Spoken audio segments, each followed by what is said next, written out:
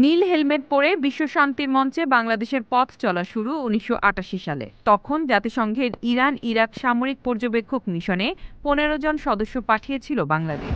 এরই ধারাবাহিকতায় বর্তমানে ১০ দেশে শান্তির পতাকা হাতে নিয়োজিত আছেন ৪৪৪ নারীসহ ৫,৮১৮ শান্তিরক্ষী।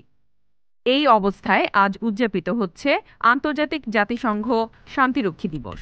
শান্তিরক্ষীদের স্মরণের মাধ্যমে দিবসটি উপলক্ষে বেশ কিছু কর্মসূচির উদ্যোগ নেওয়া হয়েছে। আন্তঃবাহিনী জনসংযোগ পরিদপ্তর আইএসপিআর এর তথ্যানুযায়ী ৩ দশকের বেশি সময়ে বাংলাদেশের শান্তিরক্ষীরা ৪৩টি দেশ ও স্থানে ৬৩টি জাতিসংঘ মিশন সফলতার সঙ্গে সম্পূর্ণ করেছেন।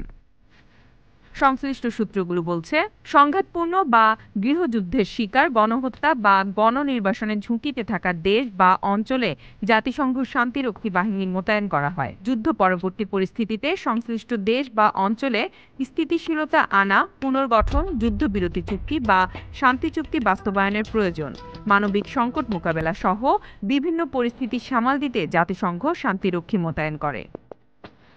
শান্তিরক্ষীরা মিশনগুলোতে সাধারণ মানুষের জীবন রক্ষা সহ নারী ও শিশুদের নিরাপত্তা নিশ্চিত করা এবং শরণার্থী ও বাস্তুচ্যুত মানুষদের সহায়তার কাজ করে। অনেক ক্ষেত্রে স্কুল, কলেজ, হাসপাতাল, রাস্তা ইত্যাদি অবকাঠামো নির্মাণেও অংশগ্রহণ করেন শান্তিরক্ষীরা।